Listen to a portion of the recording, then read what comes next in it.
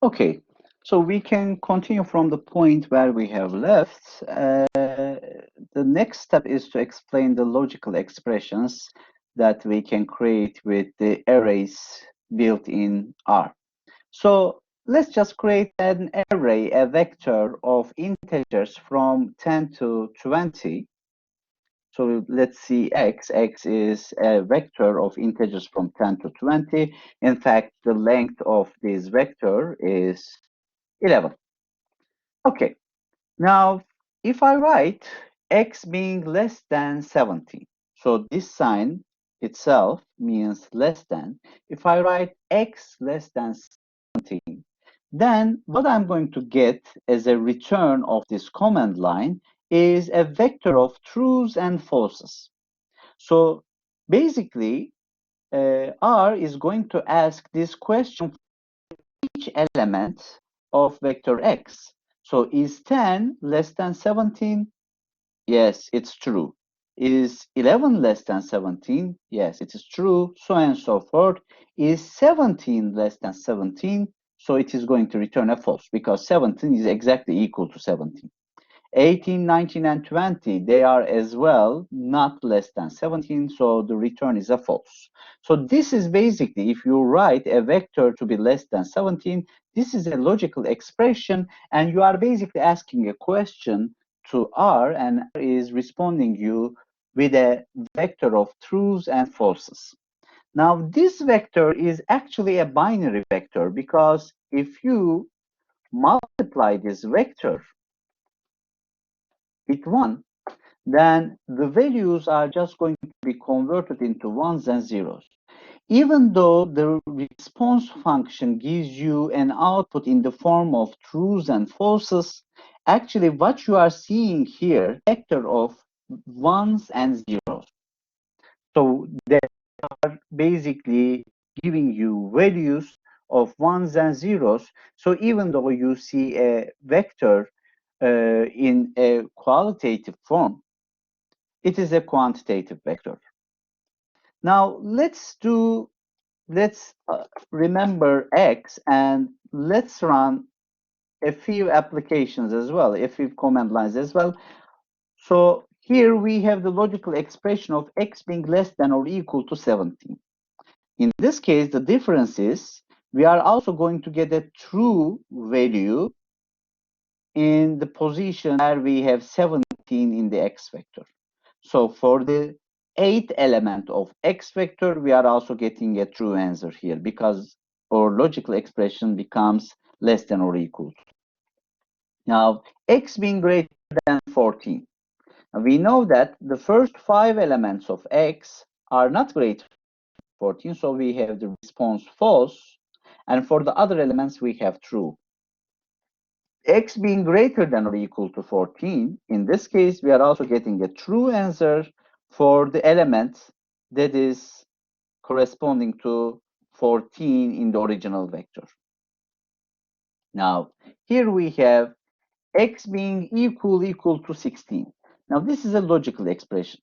Actually, if you use a single equal sign, then this is an assignment operator, which is going to assign the value of 16 to variable X. However, if you use double equal sign, in that case, it becomes a logical expression, and you will only get a true answer for the 7th element of this vector, which corresponds to number 16 in the original vector. So we know that the 7th element of X is equal to 16.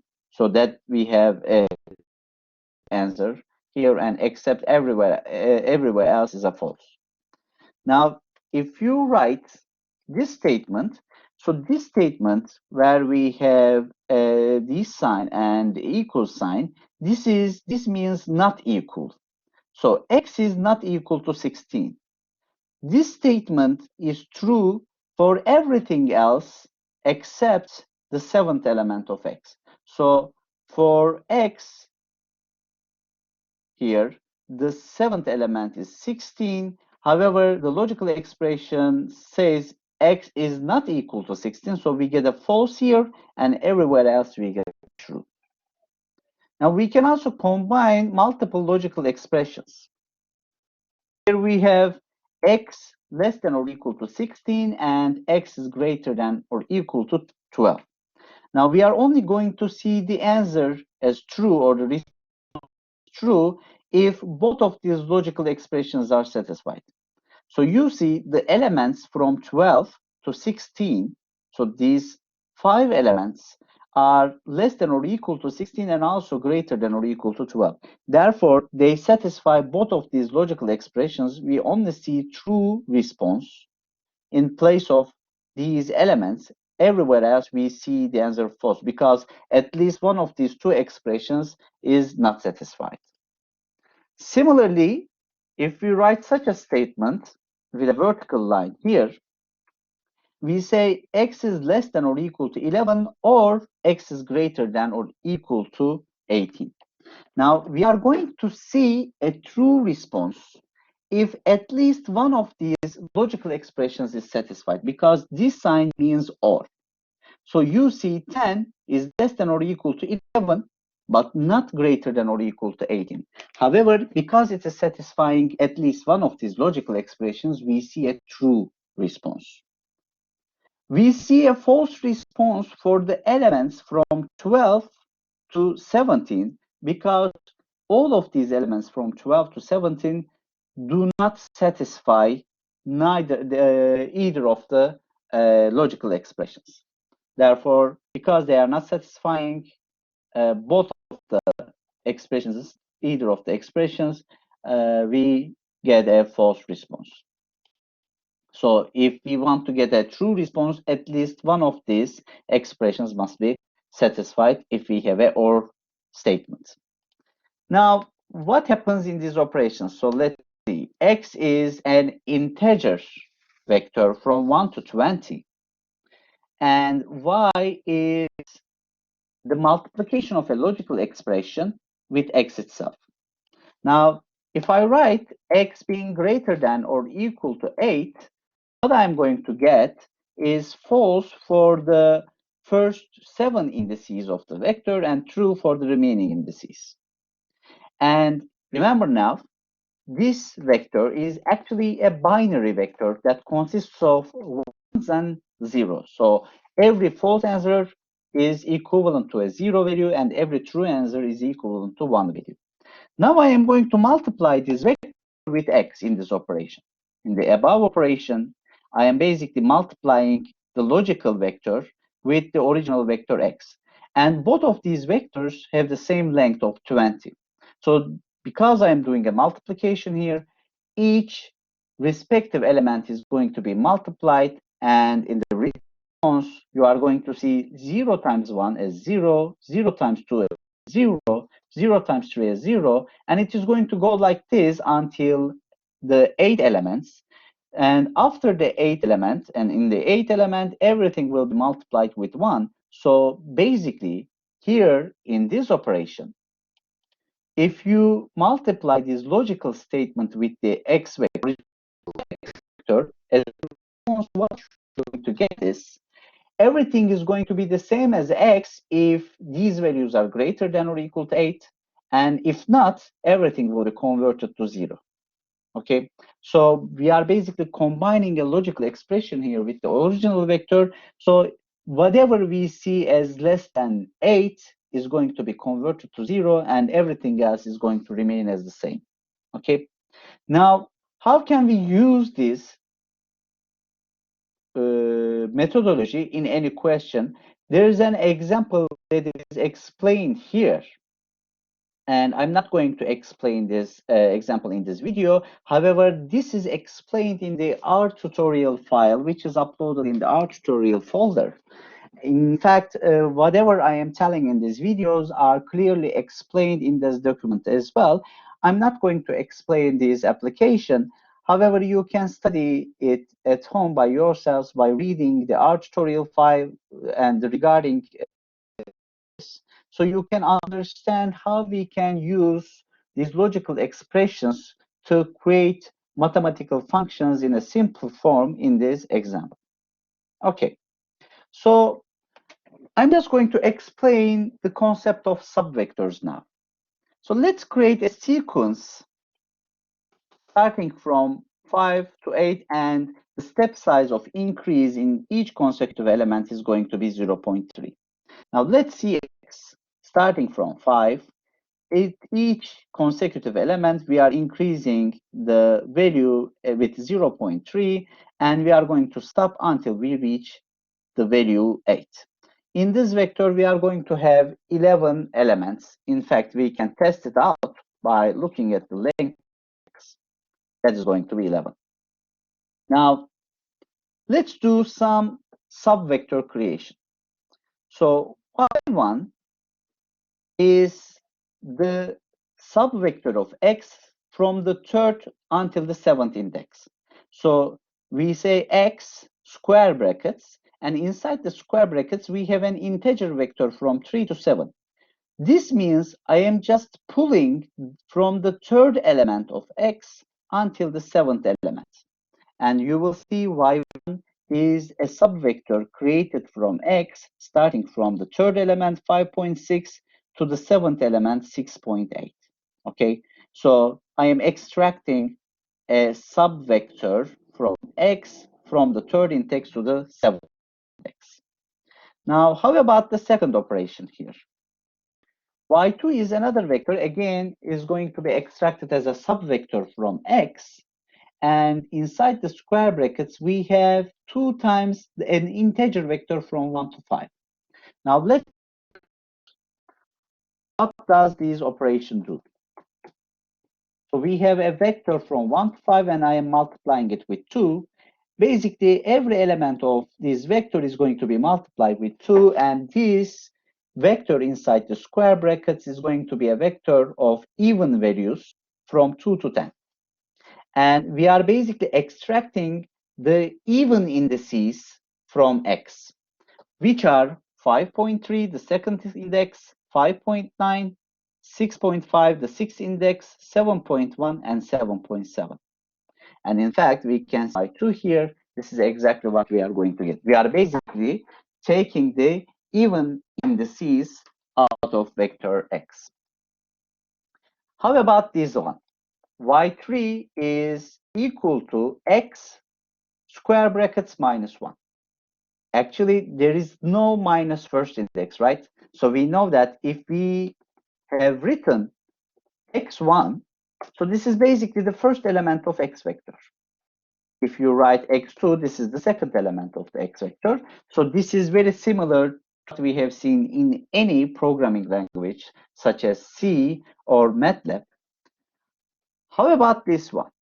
X square brackets minus 1. This means remove the first index and show me everything else.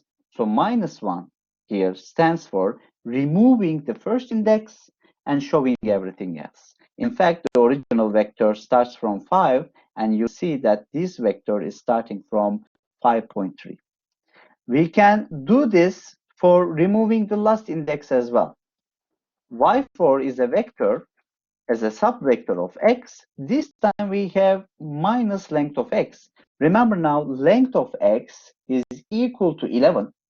This is basically minus 11, which means we are removing the 11th element and showing everything else. In the original vector, we have 8 here, and we stop here at 7.7.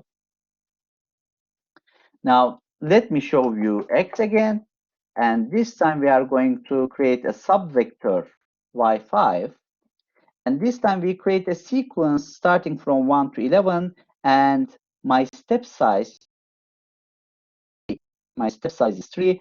Remember now, if you do not write the by command here, just the number, it is just going to assume it as by. Okay, so the step size is 3. If I create a sequence starting from 1, ending at 11, and the step size is 3, then the sequence is going to be like 1, 4, 7, and 10. It is not going to end at 11 because with this step size, 3, I cannot end at 11. So it is just going to stop if it cannot produce any more number until 11. Okay, so this is my sequence, and this time I am removing the first index because of this sign here. I am removing the first index, fourth index, seventh index, and 10th index. And if you check y5 vector, you will see the second and the third, fifth and the sixth, eighth and the ninth, and 11th elements of the original, because we are removing these indices from the original vector.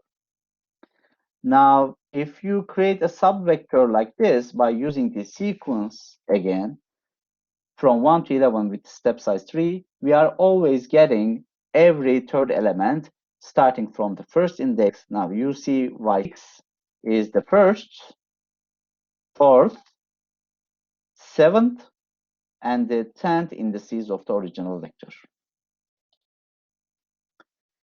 Finally, this subvector creation operation tells me that give me the values of x which satisfy this logical expression. So x being greater than 7.5 means what? X being greater than 7.5 means what? Only the last two indices are true and everything else is a false. Okay, as you, the last indices are greater than 7.5. Now, if you write it like this, so show me the values of x such that which satisfy these logical expression, which are greater than 7.5. So you will only see 7.7 and 8.0. And y7 is going to be exactly this vector. Okay, so you can create a subvector by defining a restriction on the values with a logical expression as well. Okay, now this time we are going to practice easier things. We are going to talk about the arithmetic operations. Now I am going to create two vectors. I have x and I have y. X is a integer vector starting from 2 to 10 of even numbers, and y is an integer vector from 1 to 5. Okay, so what is x plus y? You can easily guess that 2 is going to be summed with 1, 4 is going to be summed with 2, 6 is going to be summed with 3, so on and so forth. So every respective element is going to be summed with each other, okay? And we will have 6, 9, 12, and 15 as x plus y. How about x minus y?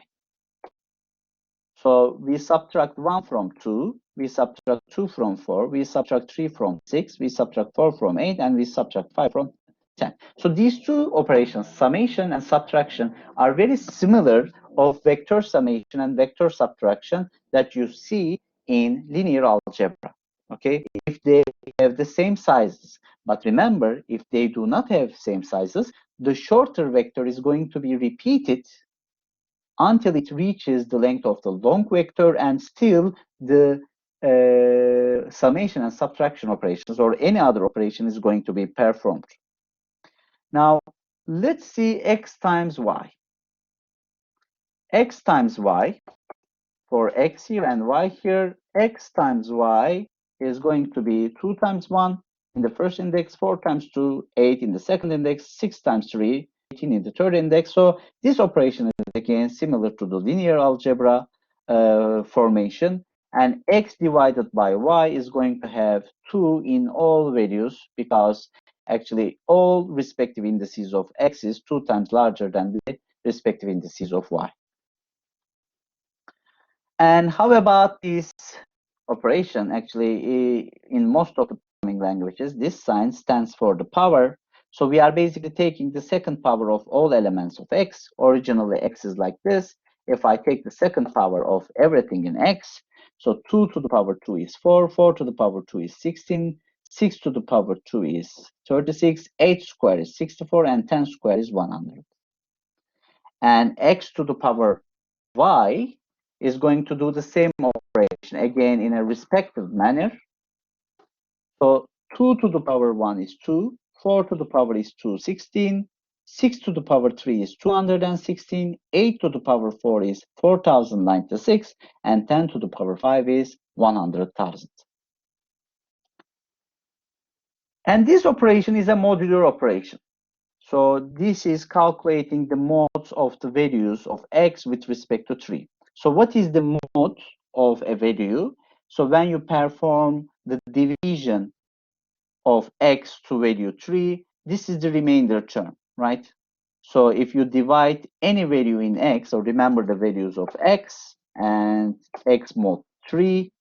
So if you divide 2 to 3, you know that there is 0 trees in 2 and the remainder term will be 2. Or let's check 8. If you divide 8 to 3, there are 2 trees in 8 and the remainder term is going to be 2.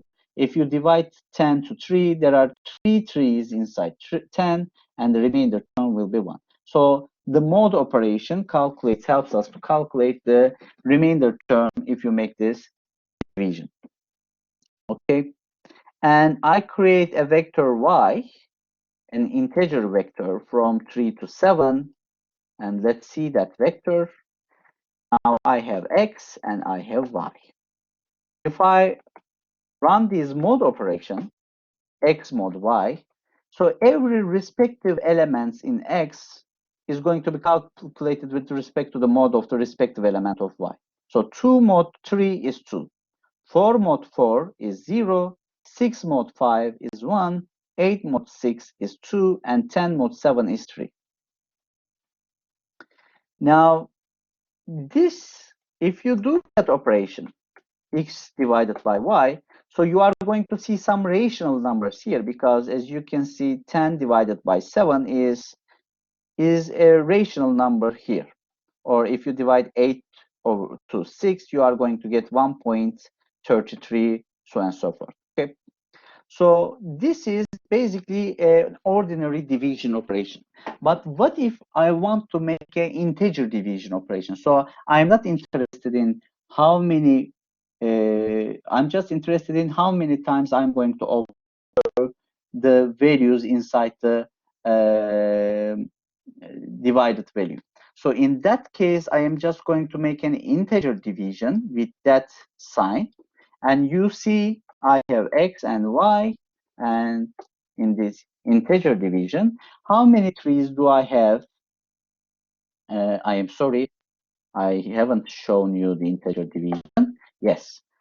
How many times I have 3 inside 2? 0 times. How many times I have 4 inside 4? 1 time. How many times I have 5 inside 6? 1 time. How many times I have 6 inside 8? 1 time. And how many times I see 7 inside 10? Only once I see it. Now, let us talk about a little descriptive statistics. If I have a vector like this, x. So x is an arbitrary vector of integers, and we have an arbitrary order of these integer values. As you can see, we do not see all of the integers from 1 to 12, only some of them. Okay, for example, we do not see any 7. So we have these values. If I want to identify the minimum of these values, I mean, because this is a very short vector, I can easily identify that it is equal to 1. However, if it was a long vector, I can easily identify the minimum value of this vector as 1 by writing min of x. I can also determine the max of this vector as 12 by writing the max command. And I can calculate the summation of all values in this vector. So in this vector, I see 9 different values, and the sum of these 9 values is equal to 57. And if I write prod, which stands for product, I see the multiplication of these values, and it is going to be 2,332,800, the multiplication of all these values. Now I'm going to show you a little more information. So I have a vector of x, an integer vector from 1 to 10. I have y, an integer vector from 10 to 1, consecutive integers. And z is an arbitrary vector created by a combine comment, again, of integers from 1 to 10, but in an arbitrary order. Okay, let me show you x, y, and z. Okay, so I have this P max operation. So we create a new vector A as P max of x, y, and z. So it is a little different than the maximum operation. P max stands for piecewise maximization.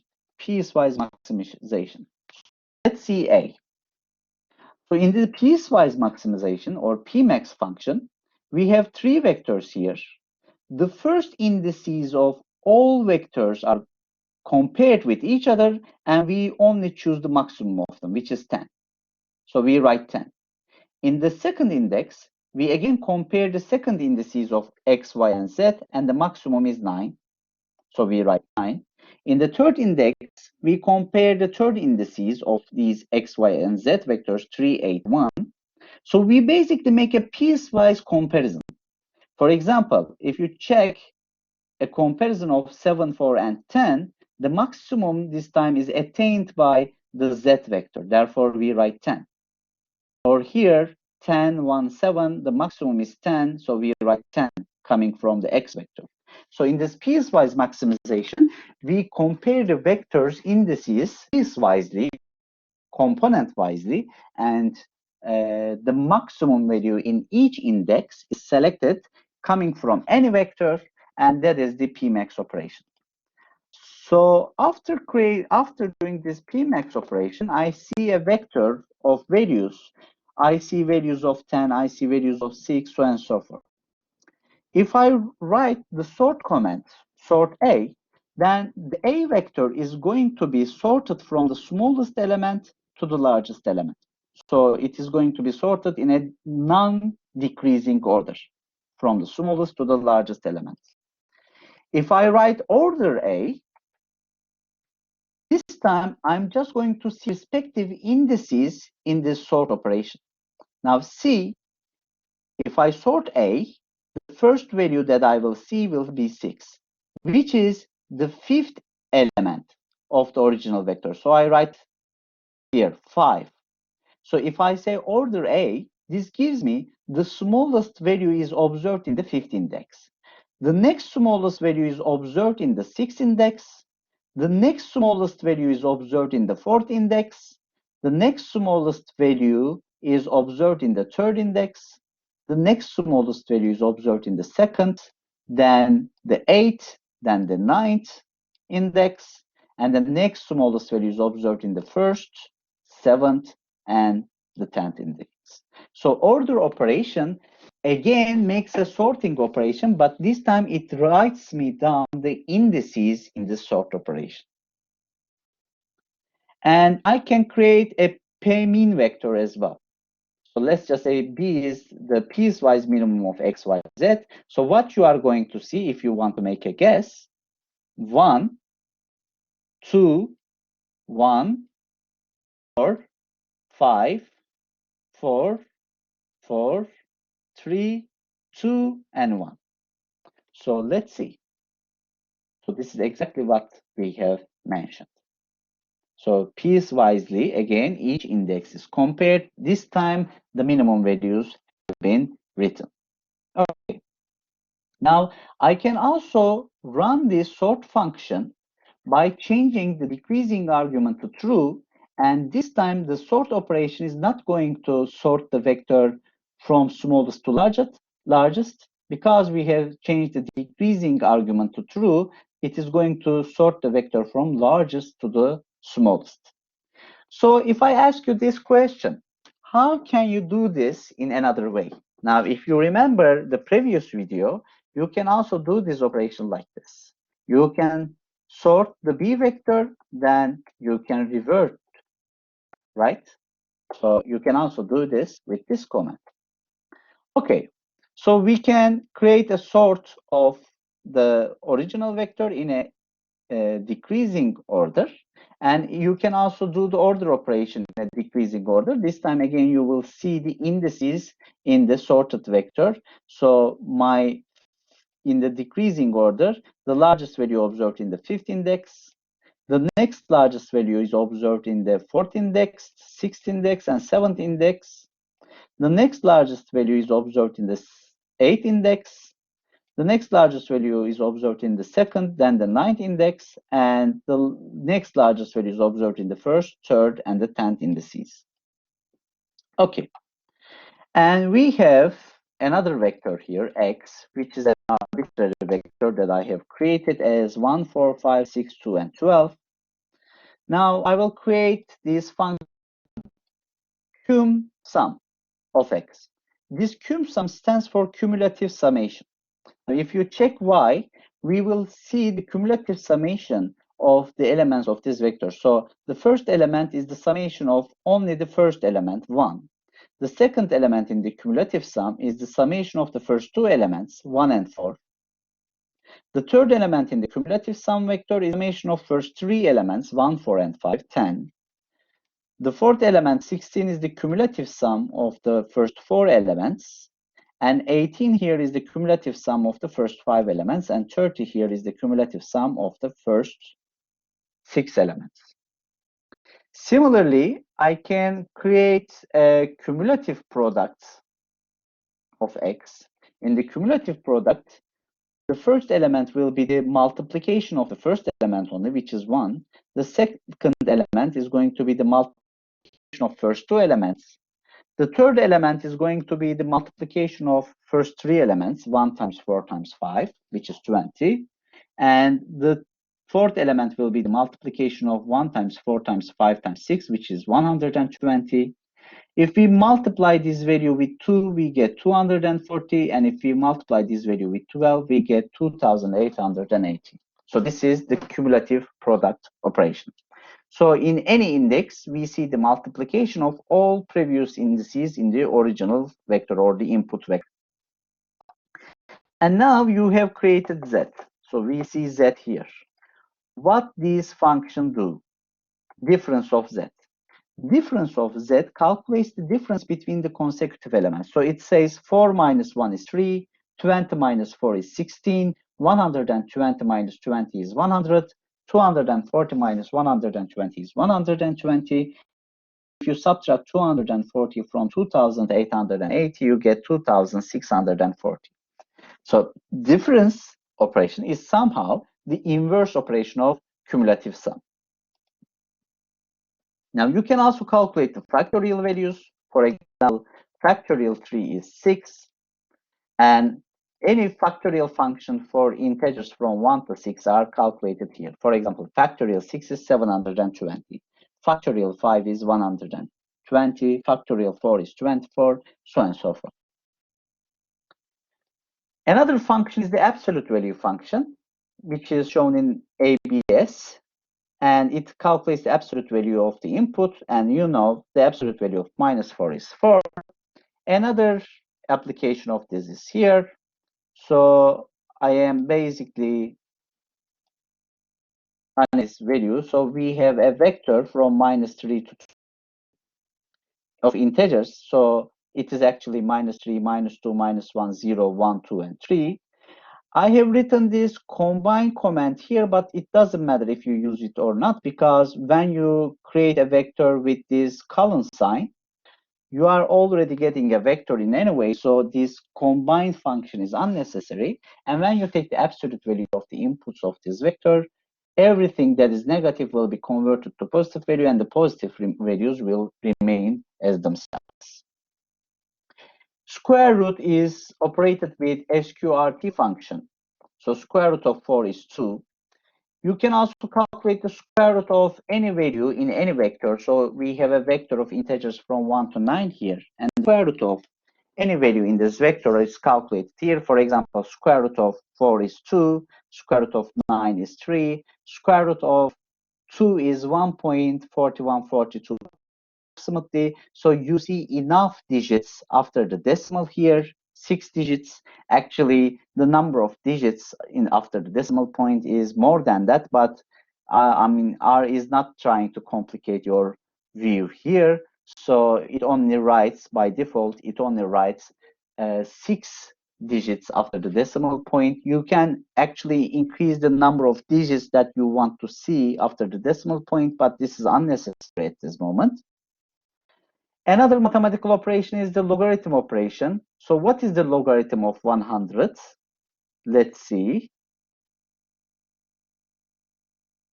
Actually, it is the natural logarithm. So in R, if you write the log command, it calculates the natural logarithm. So what you know as ln function.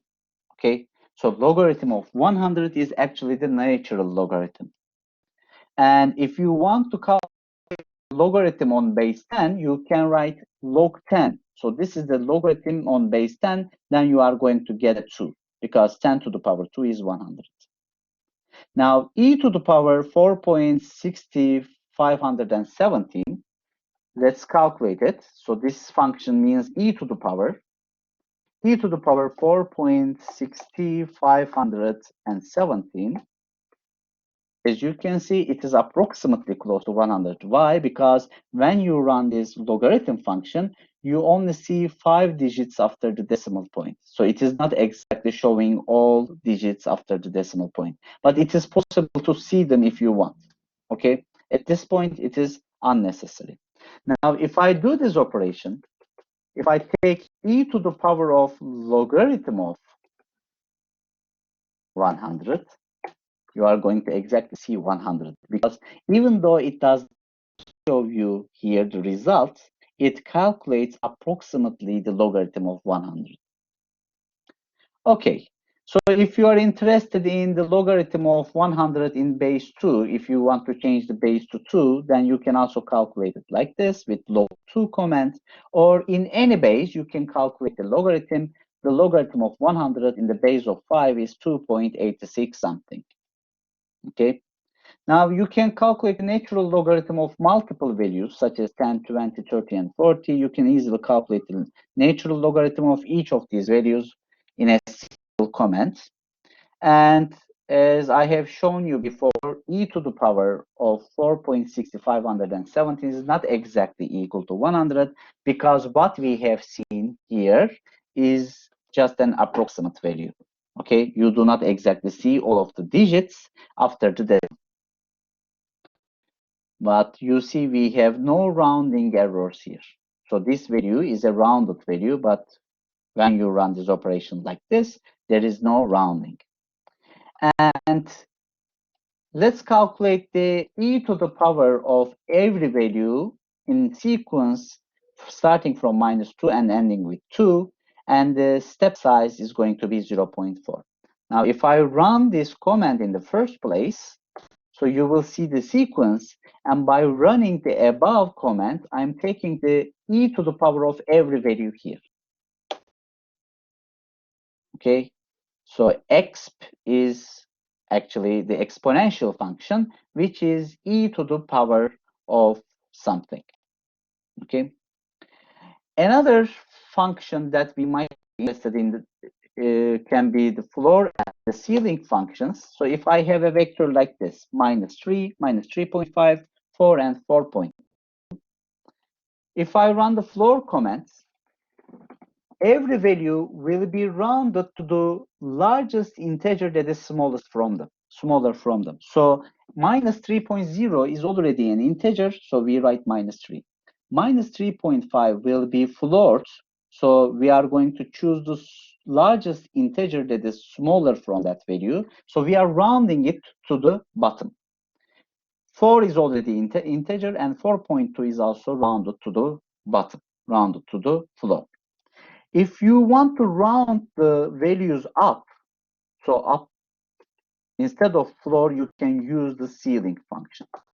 So you see -3 will be -3, -3.5 will be rounded up, which is going to be -3, 4 will remain as 4, and 4.2 will be taken to the ceiling, rounded up as 5. And if you choose a function, I am sorry, let's see it from here. If you choose the as integer function, then what you are going to see, you are just going to take the integer part of that value. So -3 is already integer. -3.5, the integer part is -3, and 0.5 is the rational part. So we take -3. 4.04 and 4.2 is again 4. So basically, in this as integer function, negative values are rounded up and positive values are rounded down. Okay, so let's complete this video at this point, and I'm just going to explain the part where we learn how to create functions and defining loops and printing text or scanning data in the next part of the tutorial.